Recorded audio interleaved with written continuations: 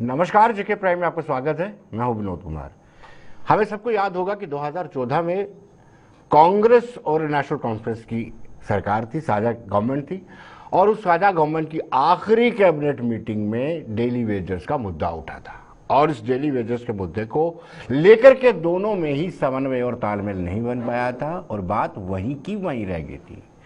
तब के तत्कालीन कैबिनेट मिनिस्टर, पीएच के कैबिनेट मिनिस्टर श्यामलाल शर्मा ने रेजिग्नेशन का ड्रामा भी किया था, लेकिन आज करीब 8 साल बीत जाने के बावजूद भी ये डेली वेजर सड़कों पर है। सिर्फ डेली वेजर ही नहीं है, नेशनल ह्यूमन कमीशन की बात करें, ये भी ह्यूमन राइट कमीशन का ही मसला है।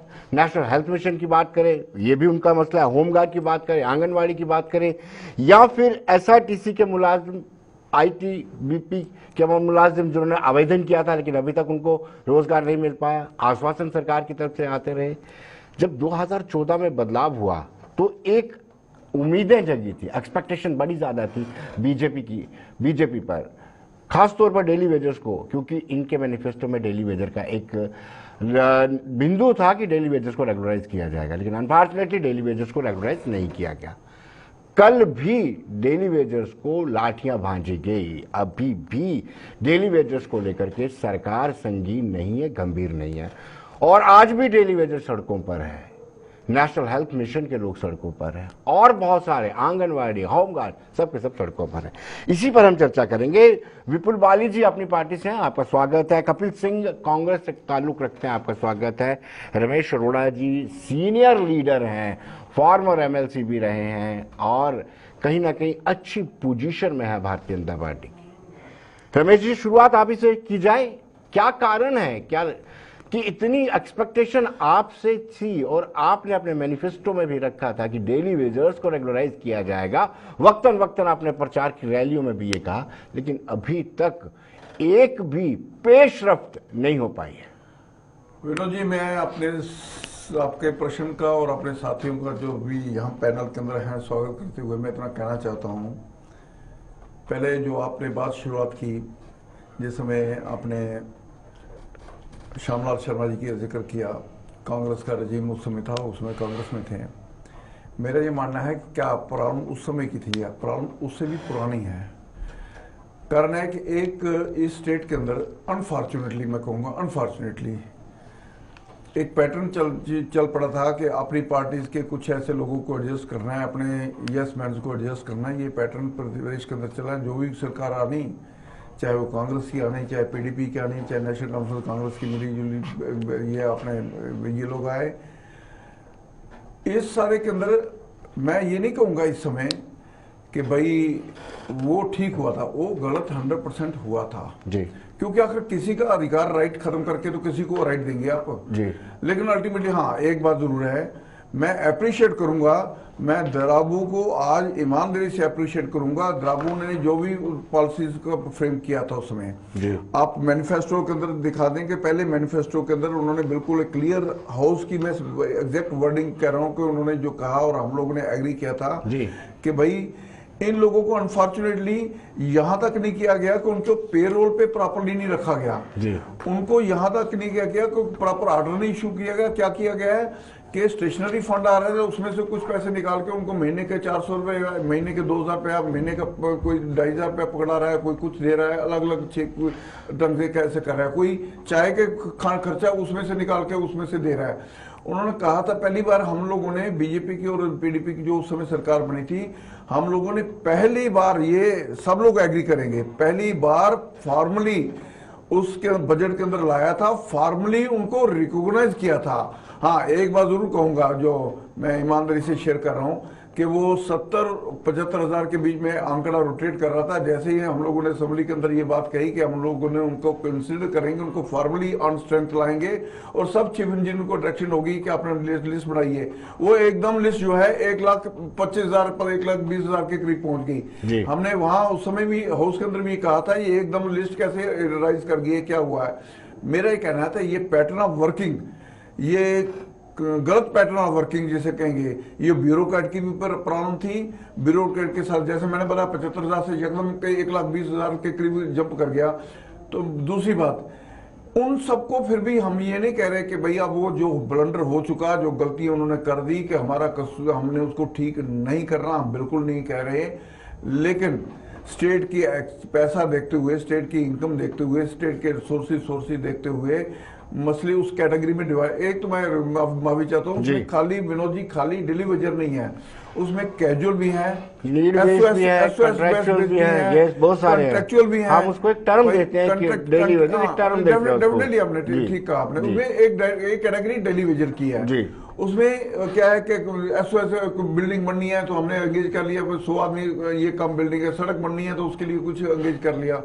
मेरा ये कहना है कि उनकी कैटेगराइजेशन की बात आ रही है बार बार, कैटेगराइजेशन करके उसमें जो पहले एंटाइटलमेंट जिनकी बनती है, और ये हमें ईमानदारी से रमेश जी सवाल ये उठता है कितना टाइम कब तक लगेगा। कपिल जी पहले मैं आपके पास आता हूँ, एक दूसरे पर पल्ला झाड़ने से बेहतर नहीं होगा कि कुछ सोल्यूशन निकाला जाए, इसमें कोई दो राय नहीं है कि हुआ ऐसे ही है जैसे रमेश जी कह रहे हैं। ऑफिसर्स ने, चीफ इंजीनियर ने अपने घर में 2-2 4-4 लड़के रखे, घर का काम करवाते थे और अल्टीमेटली, हालांकि इसमें जेन्युइन भी बहुत सारे केसेस हैं लेकिन ऐसे भी केसेस हैं।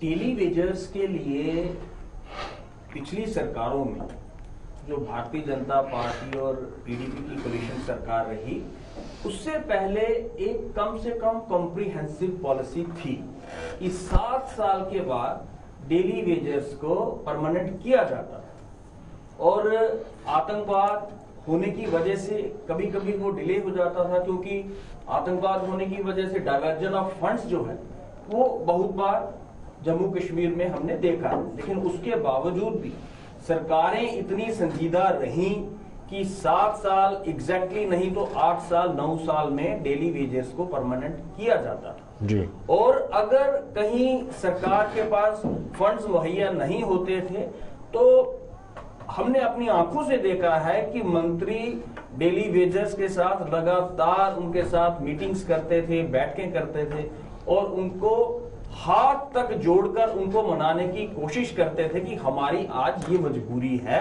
हमारे पास फंडिंग नहीं है। लेकिन लाठियां बांधने का जो रिवायत है वो भारतीय जनता पार्टी और पीडीपी की सरकार ने शुरू की, चाहे वो नीड बेस हो, चाहे वो कैजुअल हो, चाहे वो डेली। कभी भी आपके टेन्योर में भी ऐसा ही होता रहा, ये मैं बता सकता हूँ आपको। इतनी बर्बरता से कभी भी किसी मुलाजम के साथ बर्ताव नहीं किया गया पिछली सरकारों में। और मैंने कहा ना कि एक कॉम्प्रिहेंसिव पॉलिसी थी कि 7 साल में डेली वेजर्स को परमानेंट किया जाता था जी। लेकिन जब से इनकी सरकार आई, इतनी असंवेदनशीलता, इनके पास रोजगार है ही नहीं। केंद्र सरकार ने दरवाजे बंद कर दिए हैं कि हम रोजगार नहीं दे सकते जी। जब से बीजेपी पीडीपी की सरकार आई, इन्होंने कह दिया कि हम रोजगार नहीं दे सकते। इक्का दुक्का किसी मंत्री की बेटी को लगाया हो तो मैं कह नहीं सकता, वो तो ये बेहतर जानते हैं। लेकिन रोजगार के लिए जो कपिल जी जो आए दिन फरिश्त जारी होती है एसएसबी की, वो क्या है, वो फ्रॉड है? देखिए, एसएसबी की जो लिस्ट जारी होती है जी। वो पुराने जो इंटरव्यूज या पुराने जो एग्जाम्स कंडक्ट किए गए, तो अभी भी एलजी साहब ने पिछले महीने 2 महीने पहले कह दिया था कि उन्होंने नोटिफिकेशन ही रद्द कर दी जो नए अपने रोजगार देने थे। जेके बैंक की नोटिफिकेशन को रद्द कर दिया गया, उनका तो कैंसिल ही कर दिया लिस्ट को।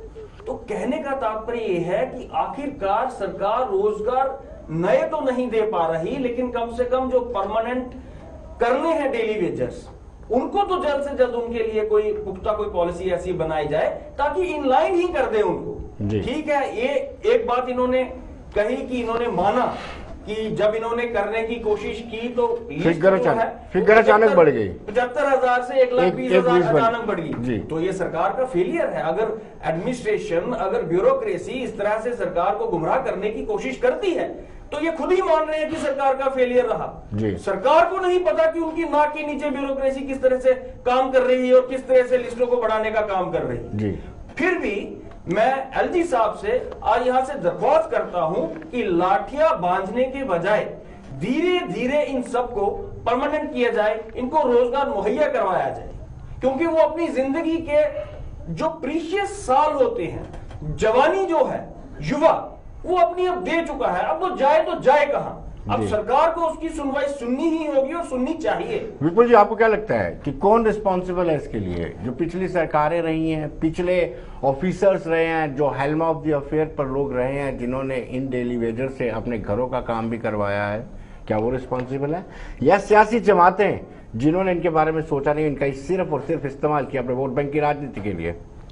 विनोद जी, देखिए ऐसा है कि पिछले 7 साल से भाजपा डायरेक्टली और इनडायरेक्टली पावर में है। यस। तो ये कितनी देर राग अलापा जाएगा कि 7 साल से आप पावर में हैं और आपको क्या 70 साल चाहिए? डेली वेजर्स कुछ रिटायर हो रहे हैं। आज डेली वेजर अगर बैठ जाए तो बिजली चरमरा जाएगी शहर की, पानी मिलना बंद हो जाएगा। ये किस तरह की सरकार? जम्मू कश्मीर को भाजपा ने मंदिरों के शहर से प्रोटेस्ट का शहर बना दिया जी। जो चीज जम्मू के लोग नहीं मांग रहे वो ये दे रहे हैं। 51 वाइन शॉपें इन्होंने बढ़ा दी जी। तो ये डेली वेजर्स को बढ़ाने के बजाय ये वाइन शॉपों पे बढ़ाना इनका फोकस आ गया। आप देखिए डेली वेजर्स के अलावा और भी लोग, एनएचएम के लोग प्रोटेस्ट कर रहे हैं, सीएसबीसीएफ के कर रहे हैं, डेंटल सर्जन कर रहे हैं, तो रोजगार देने की तरफ इनका कोई तवज्जो नहीं है। ये इन्होंने एक प्लेग्राउंड बना दिया, एक एक्सपेरिमेंटल बना दिया है। रोज यहाँ प्रोटेस्ट हो रहे हैं और कोई भी आश्वासन जो है वो एलजी गवर्नमेंट की तरफ से नहीं दिया जा। मुझे ऐसा लगता है कि ये बड़ा एक फेलियर है।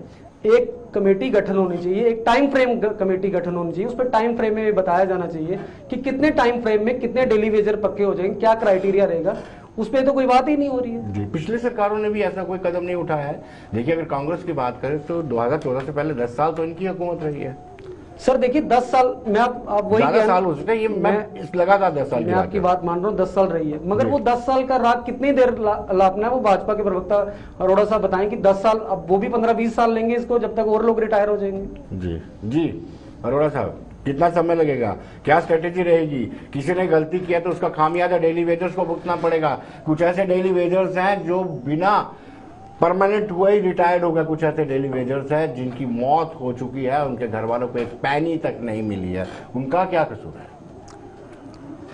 मुझे विनोद जी लगता है कि इन लोगों को जहां तक संवेदनहीनता की शुरुआत थी उसकी रूट पे न जाते हुए हम लोग खाली सॉल्यूशन को बात करेंगे तो दिक्कत होगी। मेरा ये कहना है कि बड़े चालाकी से कपिल जी ने बड़ी अपनी गलतियों को छुपाते हुए बड़ी टैक्टफुली डेली वेजर का शब्द इस्तेमाल किया, ताकि उनको पता है लीगली भी डेली वेजर की एक एंटाइटलमेंट होती है कि एक पीरियड के बाद रमेश जी, आप क्या सोचते हैं? कपिल जी ये मान लेते हैं कि हमारी गलती पिछली सरकारों की गलती है, ये तो काम है डिफेंड करना अपने आप को। मेरा ये कहना है कि इस स्टेट में मैं दूसरे एंगल से कहूँ जी, उन्होंने कहा कि ठीक है अली साहब ये नहीं कहते, मेरा ये कहना है कि ये प्रॉब्लम इन दोनों की क्रिएट की हुई है। इस प्रॉब्लम को सोल्यूशन हम लोग दे रहे हैं, लेकिन सोल्यूशन देते हुए कैटेगराइज कर रहे हैं कि अलग अलग कैटेगरी को प्रायोरिटी वाइज उसको तय करेंगे। रिसोर्सेज जैसे मैं for example facts and figure 1 lakh 1 crore 30 lakh से ऊपर हमारी यहाँ की पॉपुलेशन अगर आती है, उसमें से 5 लाख हमारे ऑलरेडी एम्प्लॉई हैं। जो रेस्ट ऑफ द कंट्री अगर हमने 370 खत्म करके बाकियों के साथ विलय करके मिला है, जब वो कैलकुलेट करते हैं तो वो रेशो पहले से ही ज़्यादा आती है। खाली वो ये ज़्यादा नहीं आती, लेकिन उसके हम ये प्ली नहीं लेंगे कि ज़्यादा आती है तो इसलिए उनको एडजस्टमेंट नहीं होगी जी। गवर्नमेंट की सर्विसेज के अंदर एब्जॉर्व करने की एक सीमा है, वो सीमा ऑलरेडी हम लोगों ने स्टेट के अंदर क्रॉस की हुई है। उसके बाद भी मैं एलजी गवर्नमेंट को अप्रिशिएट करूंगा कि जिन्होंने अभी 11,000 एक नौकरी निकाली, फिर ऐसे सब इंस्पेक्टर के थे वो उसमें ट्रांसपेरेंसी रखी, अब जो सारा शुरू हुआ है वो ट्रांसपेरेंट सिस्टम शुरू किया है। मेरा ये कहना है कि पहले राइट जिसका एंटरटेनमेंट होती है उसको राइट नहीं मिलता था। ये तो सिंपल बात कर रहे हैं कि डेली वेजर्स की जो लगे होते थे उनमें भी जैसे जैसे सब हम जानते हैं कि लिस्टों के अंदर किस प्रकार की बनती थी, किस प्रकार मिनिस्टरों की इंटरफेरेंस होती थी, किस प्रकार लिस्टें चेंज होती थी, किस प्रकार टॉप जॉब स्टूडेंट जो है वो छोड़ दिए जाते थे।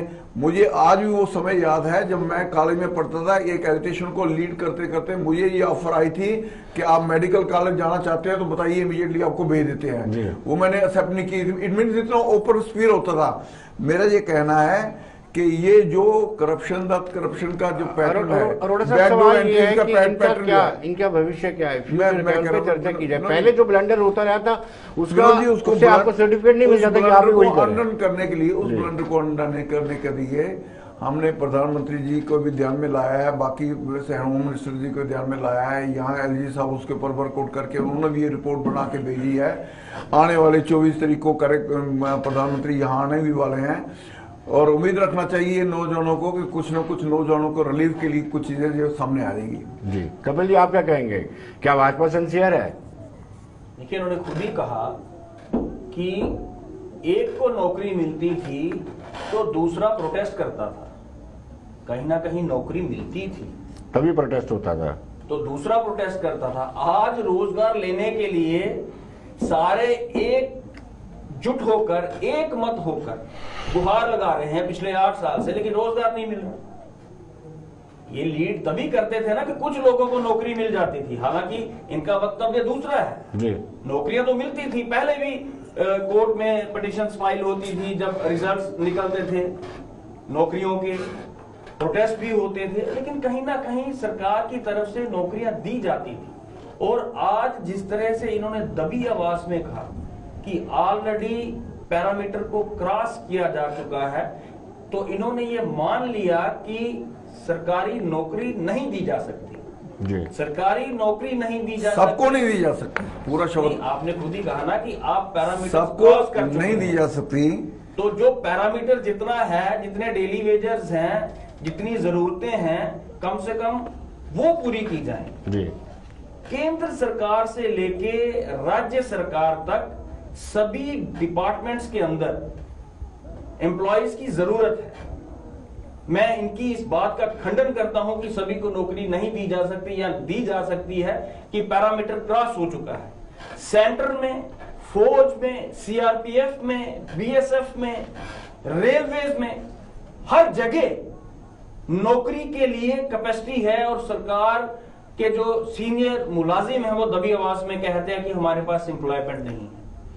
जम्मू कश्मीर में भी आए दिन हम अखबारों में, मीडिया के थ्रू जानते हैं कि दबी आवाज में कहीं कहा आप जाता है स्टेट का रिसोर्स बता दीजिए, परसेंटेज बता दीजिए, कितनी हमारी इनकम है, हमारा सेंटर पर कितना डिपेंडेंसी है, आपके टाइम कभी यहाँ मान के चलना बता चाहिए दीजिए। कि उत्तर प्रदेश में इतने मुलाजिम नहीं है सरकारी जितने जम्मू कश्मीर में हैं। 4.25 लाख के करीब सरकारी मुलाजिम हैं। और आपको ये भी बता दूं कि हमारा रेवेन्यू एक्सपेंडिचर कितना है, 63% ऑफ टोटल बजट, यानी 100 में से 63% हम salary component, pension component, interest component में दे रहे हैं। तो ऐसे में हमें सरकारी नौकरी के लिए ना उकसाते हुए युवाओं को चाहना चाहिए कि अपना बिजनेस शुरू करें, अपना कारोबार शुरू करें, ये निजी सेक्टर में, प्राइवेट सेक्टर में आवेदन करें। सच्चाई तो ये है। देखिए, इसीलिए इस रियासत को स्पेशल स्टेटस दिया गया था। यहाँ की ज्योग्राफी, ऐसी बातें करते यहाँ रहे। की टॉपोग्राफी, यहाँ की क्लाइमेटिक कंडीशंस, क्योंकि एट पार नहीं थी बाकी रियासतों की तरह। जी। और पिछले 8 साल से अगर हम, चलो मैं ये सारी बातें इन्हीं की मान लेता हूँ, आपकी भी मान लेता हूँ जी तो पिछले 8 साल से यहाँ पे प्राइवेट सेक्टर को प्रमोट किसने करना था? जी 60% इंडस्ट्री और उससे ज्यादा चली गई। जी किसने लाना था प्राइवेट सेक्टर को? किसने प्रमोट करना था प्राइवेट सेक्टर को? और जब 60% इंडस्ट्री चली गई, उसको रोकने की जिम्मेदारी किसकी थी? जी। उसके लिए इंसेंटिव्स किसने देने थे? जी। नई इंडस्ट्री पॉलिसी बना के नई इंडस्ट्री को क्रिएट करने की जिम्मेदारी किसकी है? जी। मौजूदा सरकार की है, जी। एलजी सरकार की है, भारतीय जनता पार्टी की सरकार की है। लेकिन small scale industry Jammu Kashmir से नहीं, पूरे भारत वर्ष से वाइप आउट। विपुल जी, आपसे जानना चाहेंगे कि एक बात जरूर कहना चाहूंगा, ये बार बार कहते हैं कि जीडीपी 5 ट्रिलियन हो जाएगी, ये हो जाएगी, ऐसी हो जाएगी। मैं इनको बताना चाहता हूं कि कांग्रेस की जो केंद्र में सरकार रही डॉक्टर मनमोहन सिंह जी की, 709 बिलियन से लेकर 2.15 बिलियन तक जीडीपी बढ़ी। जी और इनके 8 साल के कार्यकाल में जी कपिल 2.15 से लेकर 2.70 तक जीडीपी जो है वो हिचकोले खा रही है। चलिए, और 33% की दर रही इनकी सरकार में और 303% की दर रही कांग्रेस की सरकार में, डॉक्टर मनमोहन सिंह जी की सरकार। चलिए विपुल जी, आप ये बताइए, दोनों राष्ट्रीय गलत पॉलिटिकल पार्टीज हैं और इनके अपने एजेंडे रहते हैं और दोनों ही दिल्ली में हुकूमत कर रहे हैं, यूपीए के माध्यम से भी, एनडीए के माध्यम से भी। क्या आपको लगता है कि दोनों ही सियासी जमातें पब्लिक को बरगला रही हैं? बिल्कुल बरकरार रही है। मैं आपको बताता हूँ, जैसे अरोड़ा साहब ने कहा कि नंबर ऑफ जो परसेंटेज है वो एम्प्लॉयज़ की वो बढ़ चुकी है जी। दूसरी साइड इनके प्रेसिडेंट रविंद्र रैना जी ये कहते हैं कि आप भाजपा का चीफ मिनिस्टर बनाइए, हम आपको डेली वेजर्स को पक्का करेंगे। तो मुझे लगता है भाजपा को अपने मैनिफेस्टो में ये ऐड कर देना चाहिए कि हमारा जो क्राइटेरिया है वो फुलफिल हो चुका है, हम सरकारी नौकरी नहीं दे पाएंगे, हम डेली वेजर नहीं पक्के कर पाएंगे। ये मैनिफेस्टो के साथ भाजपा को चुनाव में जाना चाहिए, जनता खुद जवाब देगी। जी, लेकिन विपुल जी, रिटायरमेंट का एक अनुपात रहता है, जितने लोग रिटायर होते हैं उसके मुताबिक भर्ती तो करना ही पड़ता है। ऐसा नहीं है कि बीजेपी कह रही है कि टोटली ही पूरे दरवाजे सरकारी नौकरों के बंद हो गया है। नहीं, डेली वेजर्स के लिए इन्होंने कहा ना कि डेली वेजर जो 1,20,000 के करीब डेली वेजर्स है वो कह रहे हैं ये नहीं कर सकते। जब नहीं कर सकते तो आपने 7 साल में उनको रोक क्यों नहीं लगाई? आप पानी उनसे खुलवा रहे हैं। 1,20 डेली वेजर नहीं है, फिर से अपनी टर्मिनोलॉजी करेक्ट कर लीजिए। चलिए नंबर्स में हो सकता है गड़बड़ी हो, कैजुअल लेबर है, नीड बेस है, मैं वही कह रहा बेस पे है, कॉन्ट्रेक्चुअल्स हैं, एसओएस बेसिस हैं, अलग अलग कैटेगरीज हैं। मैं सर यही कहना चाहता हूँ कि फिर मैनिफेस्टो में ऐड कर दीजिए कितने डेली वेजर्स पक्की हो जाएंगे और कितने नीड बेस नहीं पक्की हो पाएंगे। भाजपा की सुनवाई नहीं होती, लेकिन दिल्ली में आपकी बड़ी बनती है, अपनी पार्टी कोशिश कर लेती। नहीं, हमने आवाज उठाई, हमारे पार्टी प्रेसिडेंट अल्ताफ बुखारी साहब ने 4 दिन पहले प्रेस कॉन्फ्रेंस की। हमें पूरी उम्मीद है प्रधानमंत्री जी 24 तारीख को आ रहे हैं, वो डेली वेजर की कुछ अनाउंस करेंगे और उसके लिए जो पीडी डेली वेजर्स के जो प्रेसिडेंट है सचिन टिक्कू जी, उन्होंने हमारे पार्टी प्रेसिडेंट का और हमारे पार्टी सीनियर वाइस प्रेसिडेंट का गुलाम हसन मीर साहब का थैंक यू भी किया है। तो हम एक पॉजिटिव राजनीति करते हैं, हम बाकी अपोजिशन की तरह हम जो सेंट्रल गवर्नमेंट ऑफ इंडिया की जो अच्छी चीजें होंगी हम उसको वेलकम भी करेंगे और जो खराब होंगे उसका विरोध भी करेंगे। यानी विपुल जी आप कह रहे हैं कि नेगेटिव राजनीति करते हैं कांग्रेस और बीजेपी? बिल्कुल नेगेटिव राजनीति करते हैं। हमें पॉजिटिविटी की तरफ जाना चाहिए, जो चीज अच्छी है उसको वेलकम करना चाहिए। भाजपा भी नेगेटिव राजनीति शुरू से करती आई है, जब भी कांग्रेस सरकार में थी हर चीज का विरोध होता और वही चीज कांग्रेस ने पकड़ ली है। और अब कहीं ना कहीं जो ओवरऑल आप देखिए, आप अपने मीडिया के सोर्सेज से आप पता करिए, कोई ऐसा दिन नहीं होता जिस दिन जम्मू शहर में प्रोटेस्ट नहीं होता, जिस दिन लाठियां नहीं चलती हैं। जी रमेश जी, मेरा ये कहना है, इनके अगर कार्यकाल को, मेरे साथियों के कार्यकाल को अगर एनालाइज तो इस समय नहीं कर पाएंगे क्योंकि विषय डीरेल हो जाएगा जी। लेकिन मेरा ये मानना है जिस ढंग से ये असर्टिव आज होकर उनके लिए कर रहे हैं, अगर ये असर्टिव हो गई उस समय करते जिस समय वो पॉइंट उनको रेगुलर करते तब तो ये समस्या ना होती। इन्होंने तो सबज बाग दिखा के, वो एक शेर आता है, मेरे घर से तेरे घर तक का सफर इतना भी आसान ना था, कितने हादसे, कितने तजर्बे, कितनी तकलीफों से गुजर के जाना पड़ा। इन्होंने तो लोगों को ऐसी हालत में खड़ा कर दिया कि आप इन रास्तों पे चलो, नारे लगाओ, बाहर निकलो, पहले अपनी पहचान बनाओ, फिर देखेंगे फिर क्या होगा नहीं होगा, किसके घर आप काम करेंगे, किसके घर काम नहीं कर पाएंगे। ऐसे क्यास खड़ा कर दिया पूरी स्टेट के अंदर। ये क्यास को दूर करने का प्रयास भारतीय जनता पार्टी की कमिटमेंट है, वो दूर करेंगे। लेकिन एक हाथ जोड़ के निवेदन है, कम से कम ईमानदारी से अपनी गलती मान तो लो कि हमने गलत कर दिया था जी। गलती अपनी की हुई और हमारा 2.5 साल का जरूर हमारी गवर्नमेंट रही, 2.5 साल से आप सारी एक्सप्लेनेशन मांगते हो। 1947 से लेकर आज तक लगातार गलती करते करते करते इस स्टेज को पहुंचा दिया कि आज 1.5 लाख 1.25 लाख आदमी बाहर सड़कों पे खड़ा है। आप लोगों के कारण खड़ा हुआ है भाई, आप लोगों को ये क्यों नहीं समझते? अगर आप लोगों को खड़ा हुआ है तो एटलीस्ट मॉरल रिस्पॉन्सिबिलिटी, मैं नहीं कहता कि आप उसको हल निकालो, आप निकाल भी नहीं सकते, आप क्रिएट जरूर कर सकते हैं, आपने क्रिएट किया, आप कम से कम मॉरल रिस्पॉन्सिबिलिटी के नाते इतना तो उन कर लो कि हमसे गलती हो गई थी, हम चाहेंगे कि वो गलती ये भारतीय जनता पार्टी के साथ ही सुधारें। मुझे लगता है कि ये भी संवेदना उनके लिए बहुत बड़ी होगी। कपिल जी, आप नैतिक जिम्मेदारी लेते हैं? क्योंकि भाजपा का ये तर्क है कि उनके कार्यकाल के बाद से, यानी 2014 के बाद से एक भी डेली वेजर नियुक्त नहीं किया गया है। ये जो प्रॉब्लम है ये पहले से क्रिएट की गई है और ये हम सब जानते हैं कि पहली मर्तबा 2014 में भारतीय जनता पार्टी को सरकार बनाने का अवसर मिला था। 2.5 साल का कार्यकाल इन्होंने कितना आसानी से, चालाकी से गिनवा दिया जी। अटल बिहारी वाजपेयी जी के 7 साल नहीं गिनवाए इन्होंने जी, करीब 6.5 साल। वो अनएम्प्लॉयमेंट का आप स्टेट की बात कर रहे हैं, वो है टॉकिंग टू स्टेट, हमने नेशनल इशू नेशन की बात नहीं कर रहे भाई जी। मैं कह रहा हूं इतना कम से कम कृपा करके मान जाइए कि आपसे ये गलत हुआ जी, मॉरली गलत हुआ, लेकिन हम चाहेंगे साथ में अगली लाइन में बोल दीजिए कि भारतीय जनता पार्टी ये ठीक करे। चलिए तब भी नेशनल कॉन्फ्रेंस की भागीदारी केंद्र में थी और फारूक अब्दुल्ला जी यहाँ पे मुख्यमंत्री थे। आप कहिए कि हम इस गवर्नमेंट, आप ये कहना चाहते हैं भाई स्टेट के अंदर गवर्नमेंट के अंदर आप नहीं रहे तो कोई दिक्कत नहीं है, अगर रहे हैं तो आप ओन करिए अपनी गलती को, सुन लीजिए, मान लीजिए कि आपने गलत किया था और अगर आप ऑन कीजिए कुछ मत नहीं दे सकता, आपने कुछ नहीं दिया, आपने धोखा दिया, फ्रॉड दिया, मक्कारी की।